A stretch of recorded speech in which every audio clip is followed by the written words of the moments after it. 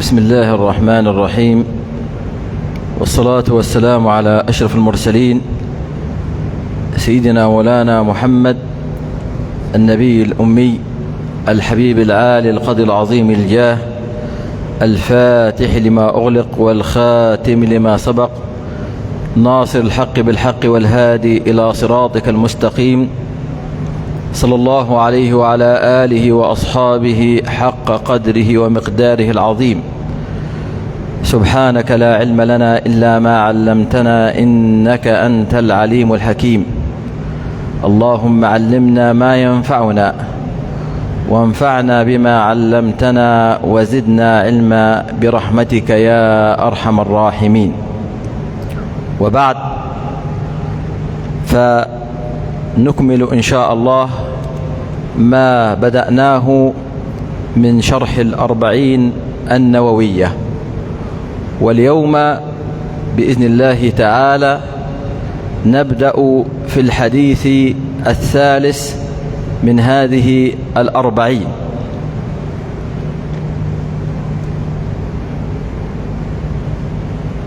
عن أبي عبد الرحمن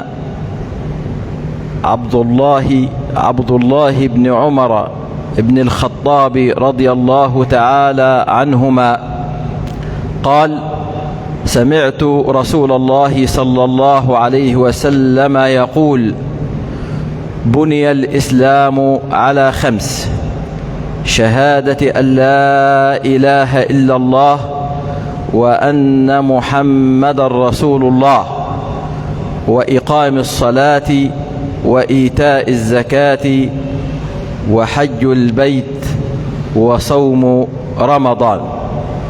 رواه الإمامان البخاري ومسلم رضي الله عنهما. هذا الحديث هو حديث مشهور، والكثير منا يحفظ هذا الحديث، بل إن كثيرا من المقررات من الأحاديث على الأطفال لابد أن تتضمن هذا الحديث، وهو حديث بني الإسلام على 5. عن أبي عبد الرحمن عبد الله بن عمر بن الخطاب رضي الله تعالى عنهما، فراوي هذا الحديث هو سيدنا عبد الله بن عمر بن الخطاب. مر بنا حديثين، الأول حديث إنما الأعمال بالنيات، والحديث الثاني حديث جبريل بينما نحن جلوس عند رسول الله صلى الله عليه وسلم اطلع علينا رجل. الحديث الأول والثاني من الأربعين رواهما سيدنا عمر بن الخطاب رضي الله عنه، وهذا الحديث يرويه سيدنا عبد الله بن عمر بن الخطاب رضي الله عنهما. يعني ما زلنا في أسرة سيدنا عمر من رواة الأحاديث.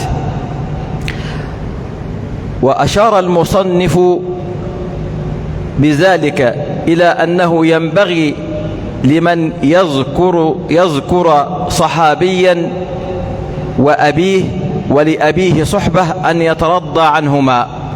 يعني هنا بيقول الشيخ، بيقول ما دام ذكرنا صحابي وأبيه وكان أبوه صحابيا لابد أن نترضى عنهما. يعني إذا قلنا سيدنا عبد الله بن عمر نقول رضي الله عنهما، أي عنه وعن أبيه. كذلك إذا قلنا عبد الله بن عباس نقول رضي الله عنهما، عنه وعن أبيه.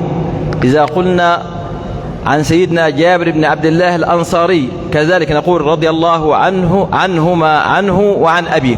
إن نترضى عن إيه؟ عن الابن وعن والده. سيدنا عبد الله بن عمر رضي الله عنهما روى عن سيدنا رسول الله أكثر من 1600 حديث، أكثر من 1600 حديث رواهم عن سيدنا رسول الله صلى الله عليه وسلم، وهو أحد العبادلة الأربعة، أحد العبادلة الأربعة، يعني من سموا باسم عبد الله، وكانوا في عصر واحد، وهم سيدنا عبد الله بن عمر رضي الله عنهما، وسيدنا عبد الله بن عباس رضي الله عنهما، وسيدنا عبد الله بن عمرو بن العاص رضي الله عنهما، وسيدنا عبد الله ابن الزبير رضي الله عنهما. هؤلاء يسموا بالعبادلة الأربعة. إذا أطلق العبادلة الأربعة يبقى المذكورين هم عبد الله بن عباس وعبد الله بن عمر وعبد الله بن عمرو وعبد الله بن الزبير، وفي سيدنا عبد الله بن مسعود رضي الله عنه. ولكن إذا أطلق العبادلة عموما يبقى ينضم إليهم سيدنا عبد الله بن مسعود. أما إذا خصوا وقالوا العبادلة أربعة يبقى هم الأربعة دول، لأن سيدنا عبد الله بن مسعود توفي قبلهم وهم كانوا في عصر واحد، وكانت ترجع إليهم الفتوى في عصرهم. يعني إذا قال واحد قال لقد اتفق العبادلة يبقى المذكورين هم إيه؟ هم من ذكرناهم من الأربعة رضي الله عنهم جميعا. قال: سمعت رسول الله صلى الله عليه وسلم يقول. وقلنا قبل كده حينما يأتي في الحديث سمعت أي أن الصحابي سمع مباشرة من فم النبي صلى الله عليه وسلم هذا الحديث. قال: بني الإسلام على خمس. بني الإسلام على خمس.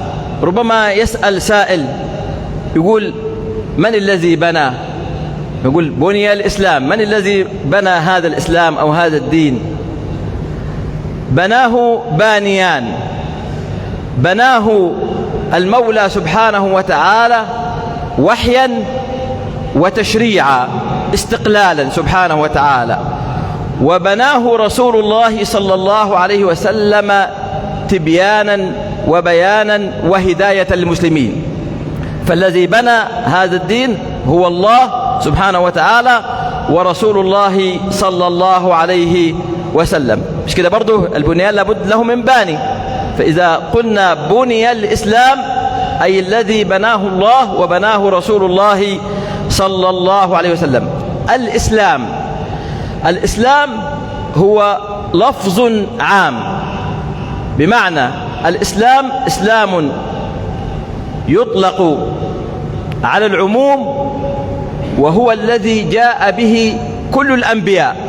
كل الأنبياء جاءوا بالإسلام. إن الدين عند الله الإسلام. مش كده برضو؟ طيب، هذا الإسلام الذي جاء به الأنبياء جميعا وهو دين الأنبياء جميعهم، معناه العام هو الاستسلام لله سبحانه وتعالى طاعة وعبادة وامتثالا واستسلاما لأمره سبحانه وتعالى. فالإسلام هو دين جميع الأنبياء. جميع الأنبياء أتوا بإيه؟ بالإسلام، أي معناه العام هو الاستسلام. بني الإسلام على خمس، والخمس المذكورة في الحديث كذلك أتى بها جميع الأنبياء، اللي هي إيه؟ مع اختلاف في بعض التفاصيل أو الجزئيات الخفيفة بين نبي ونبي. يعني أول حاجة بني الإسلام على خمس: شهادة أن لا إله إلا الله وأن محمد رسول الله. ده أول ركن. فسيدنا النبي صلى الله عليه وسلم ضم في الشهادتين شهادة أن لا إله إلا الله، لم يجعلها ركن لوحده، إنما ضم إليها إيه؟ وأن محمد رسول الله. معنى ذلك أنه من شهد طول حياته أن لا إله إلا الله فقط ولم يشهد أن محمد رسول الله فليس بمسلم ولا مؤمن. ما يأخذ حياته كلها من يوم ولد لحد ما ينتقل وهو يقول لا إله إلا الله بس، دون أن يذكر ويضم معها محمد رسول الله يتحقق بها الإسلام، الشهادتين. ولكن هو قال هنا إيه؟ شهادة أن لا إله إلا الله وأن محمد رسول الله. وقالوا الشهادة تأتي بالنفي والإثبات. أي تقول إيه؟ شهادة أن لا إله، لا إله دي يعني تعتقد أنه لا معبود بحق إلا الله أولا، أن الله هو المستحق للعبادة. بعد كده تجيب الإثبات إلا الله، لا إله إلا الله، أي لا معبود بحق إلا الله سبحانه وتعالى. لأنه هل هناك في معبود بغير حق؟ كثير جدا، عبادة النفس والهوى والشيطان والدنيا كل ده يعبد بغير حق. أما المعبود بحق هو الله سبحانه وتعالى. أشهد أن لا إله إلا الله وأن محمد رسول الله. ولذلك في هذا الأمر كده وقفة بسيطة، لما أجاز العلماء الحلف بسيدنا رسول الله، يعني الواحد يحلف بإيه؟ بسيدنا النبي. قال الإمام أحمد وهو إحدى ركني الشهادة، ركن من أركان الشهادة، أي لا تتم الشهادة أن تكون مسلما مؤمنا إلا إذا قلت إيه؟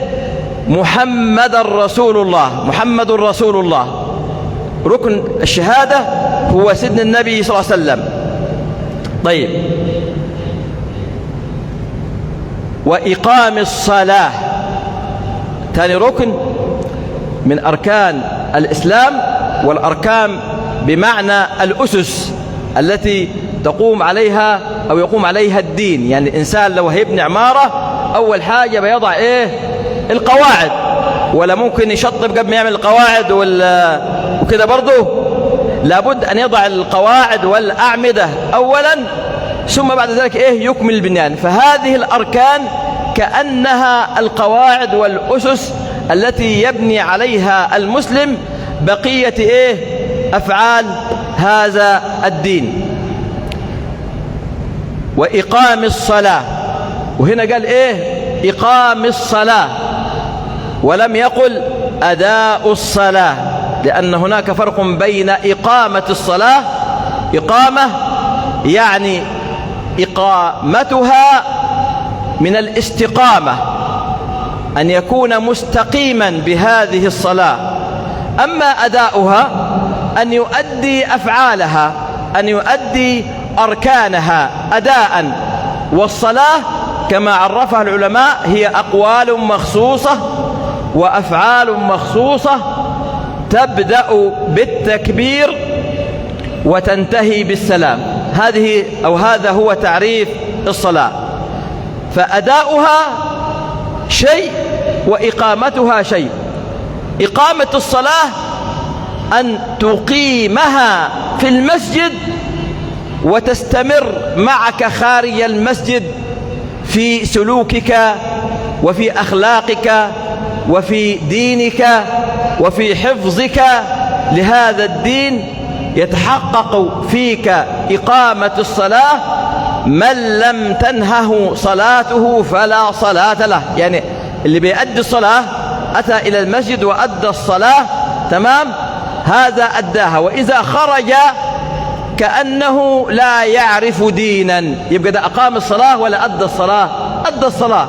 إنما إقامتها أن تستمر هذه الصلاة وهذه الإقامة تنعكس على سلوكك كمسلم. نؤدي الصلاة ثم نخرج كأنه ما عملناش حاجة خالص، يبقى هذا هو أداء. النبي هنا أمر بإيه؟ إقامة الصلاة. ولذلك حتى في سورة البقرة ألف لام ميم ذلك الكتاب لا ريب فيه هدى للمتقين الذين يؤمنون بالغيب ويقيمون الصلاة. ما قالش برضو يؤدون الصلاة. إقامتها أي تستقيم أركانك وجوارحك مع هذه الصلاة التي أديتها في المسجد، تستمر معك خارج المسجد. طيب، وروي إقامة الصلاة. وإقامة الصلاة قالوا أن الصلاة من تركها جحودا وتكذيبا ونكرانا لها فقد كفر. من ترك الصلاة جحودا وكفرا وعدم إيمان بأنها فريضة فهو كافر بإجماع جميع العلماء.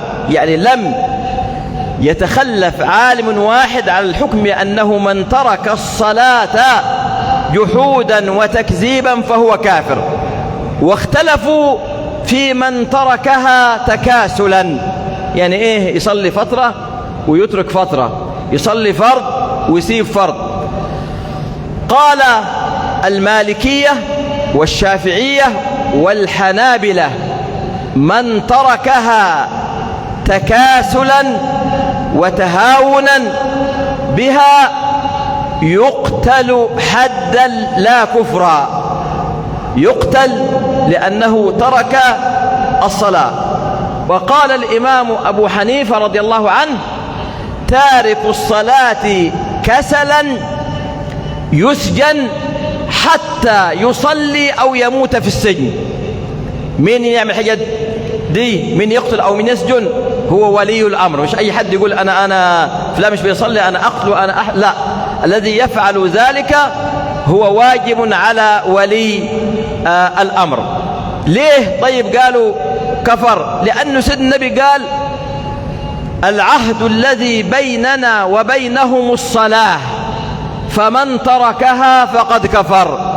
وقال صلى الله عليه وسلم بين المرء والشرك أو الكفر ترك الصلاة، أي من تركها يحكم عليه بالكفر. ولذلك كان الصحابة رضوان الله تعالى عليهم لا يرون أي عمل أو ركن من أركان الدين الذي تهاون فيها وتركها كافرا لا يحكمون عليه بالكفر إلا لمن ترك الصلاة.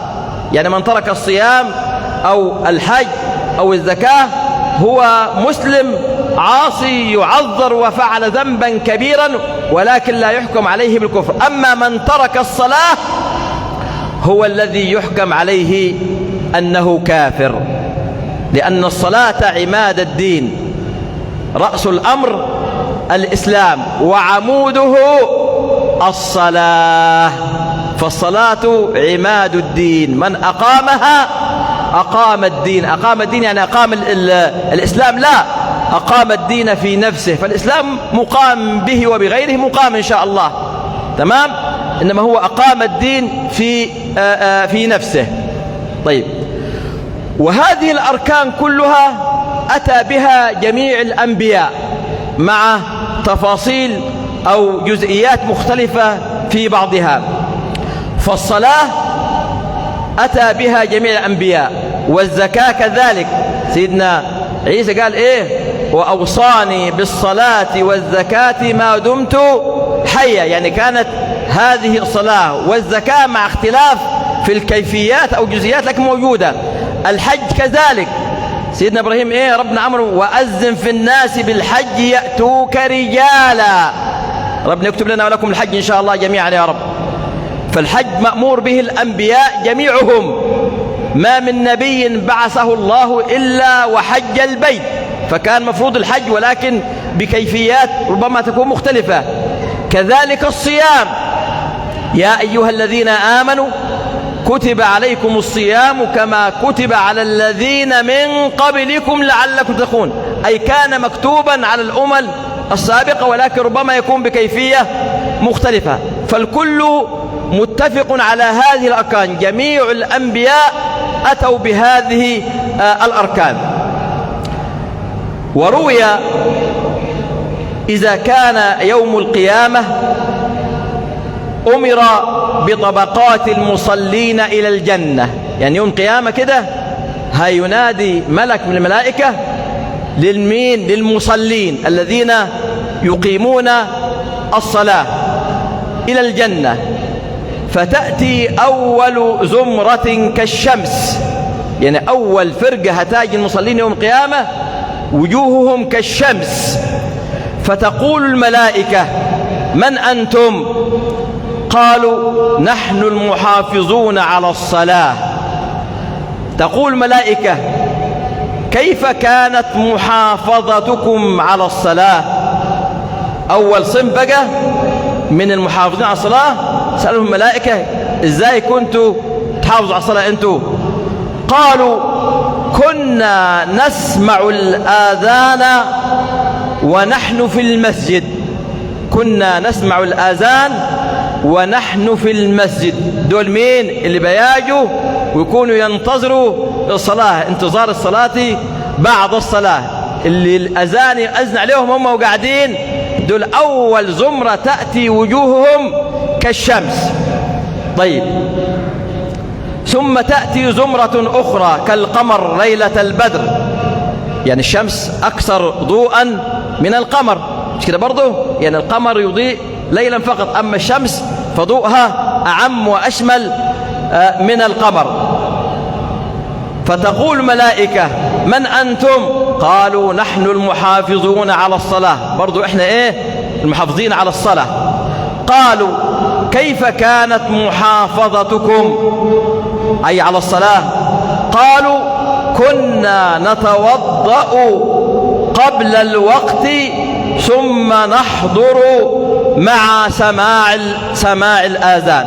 دي الفائدة الثانية، يقولوا إحنا محافظين على الصلاة بس كنا نتوضأ في البيت وما نروحش المسجد غير لما نسمع الأذان، فدول درجة أقل من اللي هم كانوا يسمعوا الأذان وهم موجودين داخل المسجد.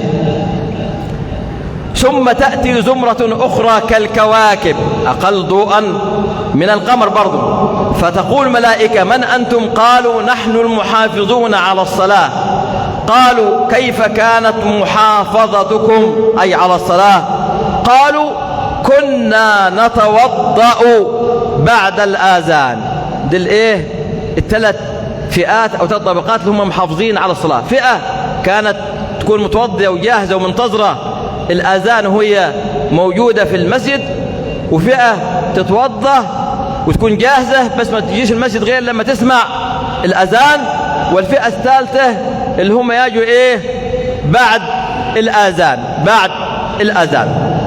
طيب، ليه؟ لأنه فضل الصلاة فضل عظيم، زي ما قلنا أنه من ترك الصلاة في رأي العلماء حتى لو كان تكاسلا حكموا عليه بالكفر، حكموا عليه أنه كافر لأنه ترك الصلاة وتهاون في فريضة من أعظم الفرائض. العهد الذي بيننا وبينهم الصلاة. ولذلك سيدنا أبو بكر رضي الله عنه لما قاتل مانعي الزكاة في خلافته، فسيدنا عمر قال له يا أبا بكر تقاتلهم بعدما قالوها أي شهدوا أن لا إله إلا الله وأن محمد رسول الله؟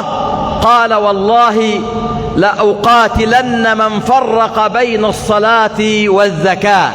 فسيدنا عمر سكت. قالوا سكوت سيدنا عمر إقرار على قول سيدنا أبو بكر أنه من فرق بين الصلاة والزكاة أي جمع الزكاة مع الصلاة فقد كفر.